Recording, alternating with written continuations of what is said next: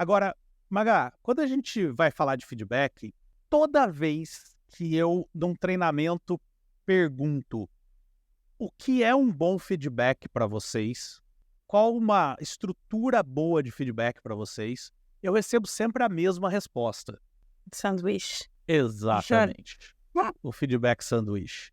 Eu não sei quem que inventou essa história, eu sei que quem inventou deve ser muito bom de marketing, porque isso tá em todas as empresas do mundo eu não sei, né, mas todas as empresas do Brasil, onde eu falei, alguém cita o tal do feedback sanduíche. Tenho uma confissão a fazer primeiro. Eu sou das pessoas que contribuiu para as Ah, empresas, é? assim. Por quê?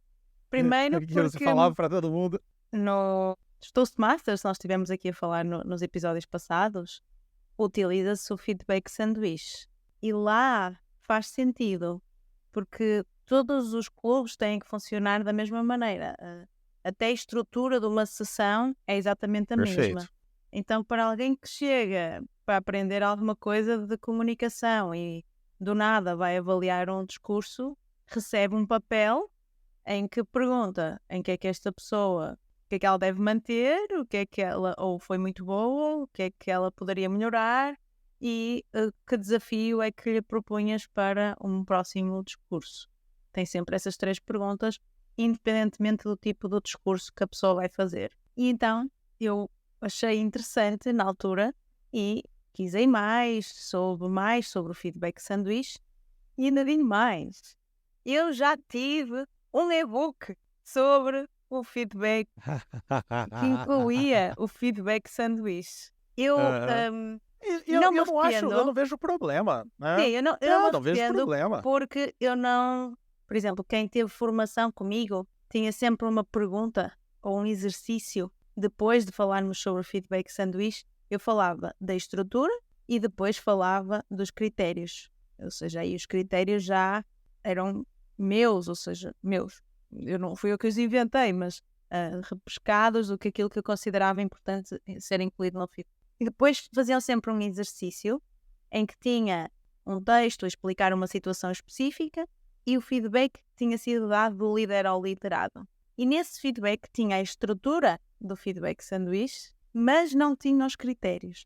E então a primeira Entendi. pergunta era mesmo, identifica a estrutura do feedback sanduíche no texto. E todos identificavam, as primeiras frases, as 3 frases, são a primeira parte, o pão, depois o recheio e depois o pão outra vez. E depois dizia o que mudavas neste feedback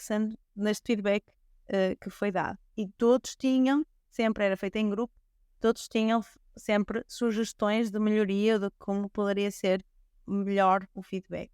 E eu no final de todos os grupos apresentarem dizia assim: vocês sentiram-se ridículos a responder à primeira pergunta? Foi fácil demais, não foi? Identificar o que era o pão, o que era o recheio, o que era o pão. E todos respondiam sim. Alguém me sabe dizer porque é que está lá essa pergunta? E o meu objetivo era mesmo para ficar claro que os critérios eram muito mais importantes do que a estrutura. Ou seja, eu Perfeito. quis deixar sempre isso claro e acho que mesmo no e-book, não me lembro ao certo, Excelente. que estava claro. Mas eu não respondi à tua pergunta. Para quem nos ouve, Excelente. o que é isto? O feedback sanduíche, estou a falar de pão e de recheio. É uma metáfora para ajudar alguns líderes. Eu acho que na época que isto foi criado foi para as pessoas não se esquecerem de falar sobre os pontos fortes, porque a maioria Exato. ia lá e falava sobre aquilo que precisava ser alterado. Ou seja, a parte do pão de qualquer sanduíche, que tem sempre 2, não é? Um por cima e outro por baixo. Essa é uma parte positiva. E o recheio é aquilo que nós chamamos de mais de sugestões de melhoria, quando queremos pôr ali um eufemismo, ou mesmo daquilo que nós queremos que a pessoa mude. Muitos diziam, o Perfeito. objetivo da conversa é o recheio de qualquer sanduíche. Muitos me diziam assim. Mas a verdade é que a minha experiência, quando eu partilhava isto até com líderes, muitos diziam que não tinham pão para pôr. Não existia. Ou seja, que não tinham pontos Então, olha só. bons. Por isso é que eu dizia muitas vezes, eu prefiro, um dos critérios era ser genuíno, eu prefiro que Isso. não ponham pão do que inventem. Era Exato. uma das questões que eu falava. Por isso é que eu dizia, eu Exato. gosto da estrutura, mas que inclua algo genuíno. Até Exato. que Um belo dia, Margarida estava no LinkedIn e encontra um artigo a dizer o grande problema do feedback sanduíche. Abri o artigo e percebi perfeitamente o que é que eles estavam a querer dizer com isso. Foi tão difundido, eu acho que o maior problema é isto não ser um segredo, porque se fosse um segredo estava tudo bem.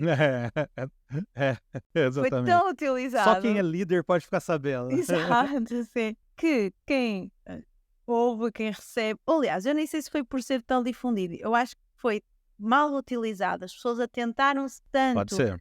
aos 3 passos, em vez de os usarem só para prepararem a conversa e passou a ser um script quase, e a fazerem uma pausa Isso, entre cada parte, exato. que fez Quase que a com pessoa fala, vamos primeiro pro pão. Isso. Aí fala, agora vamos para o recheio. Só falta falar assim, né? Então, Isso. processinho que virou. Eu acho que foi esse o problema que fez com que quem ouve se sinta manipulado e que não é Exato. verdade, não é? Que está ali a ser...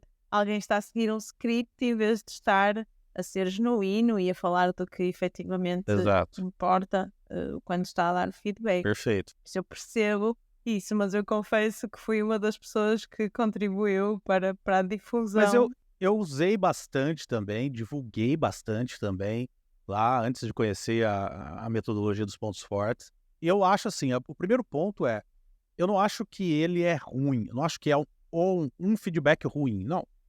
Eu acho que é uma metodologia, um processo, uma estrutura que pode ajudar muito, por exemplo, quem está começando, né, não sabe nem por onde começar, talvez começar separando, dividindo em 3 estruturas, pode ser algo interessante. Eu concordo com você, eu acho que a maior parte das vezes as pessoas usam tão mal a estrutura que ela fica muito marcadinha, né, fica claro para quem está ouvindo as divisões, e aí eu costumo brincar dizendo que a pessoa que está recebendo o feedback, ela fica assim na cabeça dela.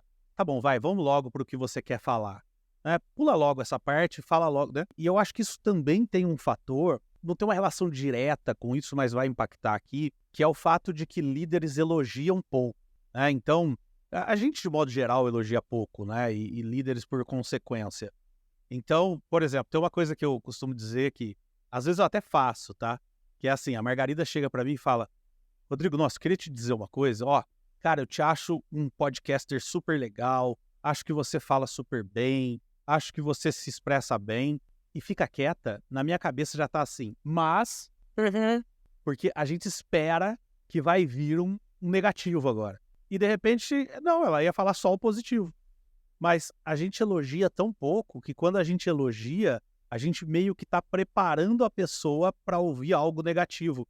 E aí, às vezes, ela nem presta muita atenção na parte positiva, porque ela sabe que o que importa de verdade, pelo menos para aquele líder, para aquela realidade, o que importa de verdade é o que vai vir depois, né? Você pode até usar, se você quiser.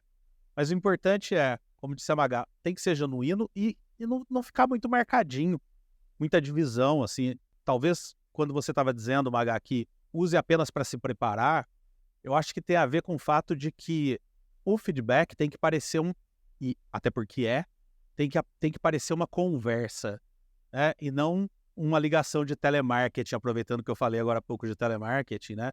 Eu falo que telemarketing liga para você, só falta ele ler as vírgulas e pontos, né?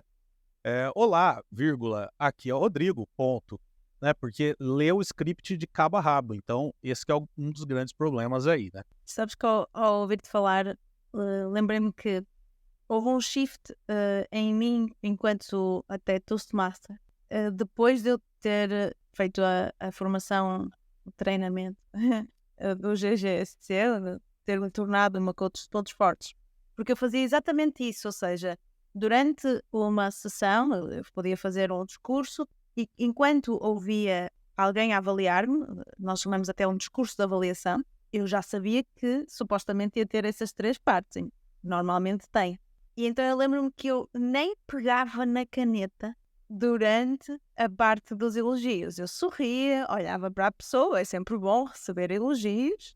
E ok, não tinha pensado nisso, muito obrigada, mas a minha caneta entrava em ação só quando eu sabia que a pessoa ia saltar para as sugestões. E só depois de me aperceber que eu estava a desperdiçar, porque até lá eu via o tal pão, ou, não é, a parte positiva do feedback, só como algo que poderia ser interessante eu ter a noção para pelo menos manter. E até a maneira como eu passava o feedback sanduíche era com esse argumento, não só para motivar e para deixar a pessoa aberta para a parte seguinte, mas dizia também para ela ter noção do que é para manter. Mas hoje eu sei que isso é para intensificar ainda mais, é Exato, para focar nisso. exato. Então eu hoje pego na Isso, caneta e escrevo os perfeito. elogios que me dão também na Muito bom. avaliação de um discurso de Toastmasters. Legal, e vale a pena até para quem está ouvindo a gente, quando estiver recebendo essa parte positiva, anotar